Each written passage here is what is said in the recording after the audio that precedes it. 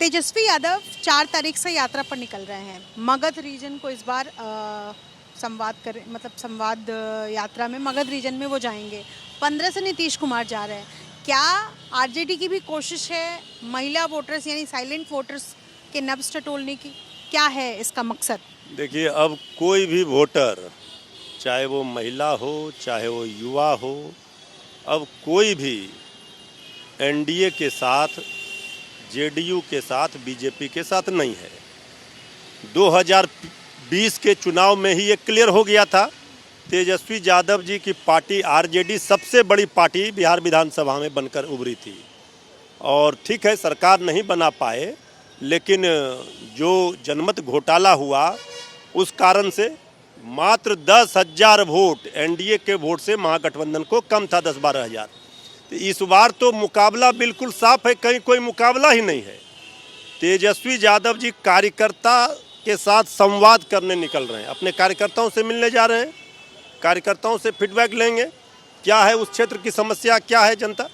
लेकिन आदरणीय नीतीश कुमार जी अब जिसके पास भी जाएंगे यात्रा में, चाहे वो महिला के पास जाएं चाहे जनता के पास जाएं, 18-20 वर्षों का पाई पाई का हिसाब देना पड़ेगा। इसके पहले जितना यात्रा हुआ उस पर जितना खर्च हुआ, इसका श्वेत पत्र जारी करना चाहिए कि इसका क्या भला हुआ बिहार को।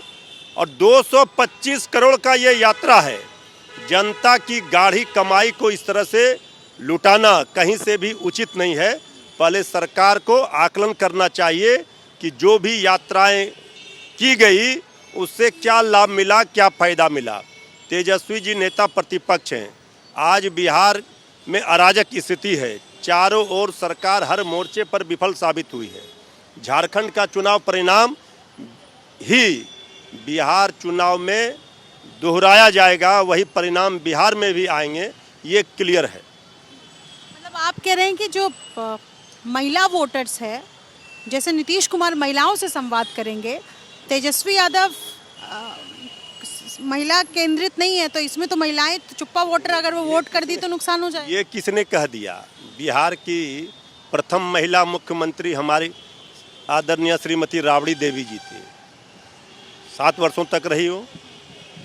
माताओं को, बहनों को जो सम्मान दिया, हर घर में जिस तरह से नौजवानों को नौकरियां बांटी तेजस्वी यादव जी ने, तो हर माताएं बहनें ये कहती हैं कि तेजस्वी यादव जी की सरकार बननी चाहिए, इसलिए कि उनके घरों में नौजवानों को नौकरी मिल रही है।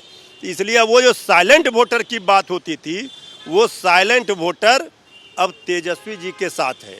वो साइलेंट वोटर अगर उनके साथ, एनडीए के साथ होती या जेडीयू के साथ होते, आदरणीय नीतीश जी के साथ, तो फिर ये 3 नंबर की पार्टी नहीं होती। तो महिलाओं के लिए बहुत सारे ऐसे योजना, ये जो कॉन्सेप्ट है तेजस्वी जी का, वो सामने आएगा और हमारी माताएं बहनें अपने भाई, अपने बेटे तेजस्वी यादव जी पर ही भरोसा करेंगी। महिला का अपमान भरे सदन में किस तरह से हुआ है, ये पूरे देश और दुनिया ने देखा है। ठीक है। दूसरा सवाल अब मेरा ये है कि आरजेडी को लेकर कहा जाता है कि एमवाई की पार्टी है, और एमवाई के जो समीकरण है वो आरजेडी के पक्ष में शुरू से रहे हैं। चिराग पासवान ने बीते दिन एक संबोधन के दौरान ये कहा कि एमवाई का नया नारा उन्होंने गढ़ते हुए कहा कि महिला और युवा। आपको लगता है कि एनडीए के पास एक काट मिल गया है और अब वो उनके लिए एमवाई की परिभाषा बदल करके मुस्लिम यादव आपके साथ, महिला युवा उनके साथ? देखिए, राजनीति में कोई समीकरण, कोई परिभाषा को जनता तोड़ती है, बदलती है। जो लोग हमें माई समीकरण की पार्टी बता रहे थे, तेजस्वी जी ने कई बार कहा A to Z, माई और बाप। हम कह रहे हैं माई, बाप, माँ, बहन, बेटा, बेटी, पोता, पोती, पूरा परिवार, बिहार का 14 करोड़ जनता ये तेजस्वी जी पर भरोसा कर रही है। ये कौन सा समीकरण एनडीए का है?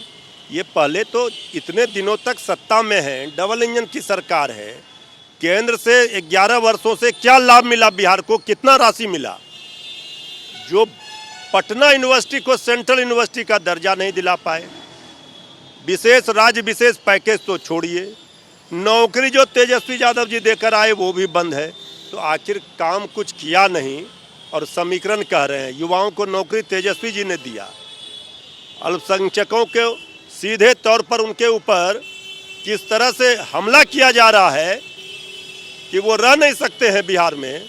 क्या क्या नहीं कहा अररिया के माननीय सांसद ने, और बाकी क्या माहौल बनाया जा रहा है बिहार में। तो फिर किस मुंह से कह रहे हैं कि युवा भी है, महिला भी है। और हम तो समाज के तेजस्वी जी सभी वर्गों के, सभी जाति के लोगों के कल्याण के लिए काम करने का विश्वास दिला चुके हैं, काम करके दिखा दिया है। इसलिए हमें पूरा भरोसा और उम्मीद है जिस तरह से हेमंत सरकार झारखंड में बनी, उसी तरह से बिहार में तेजस्वी सरकार बनेगी 2025।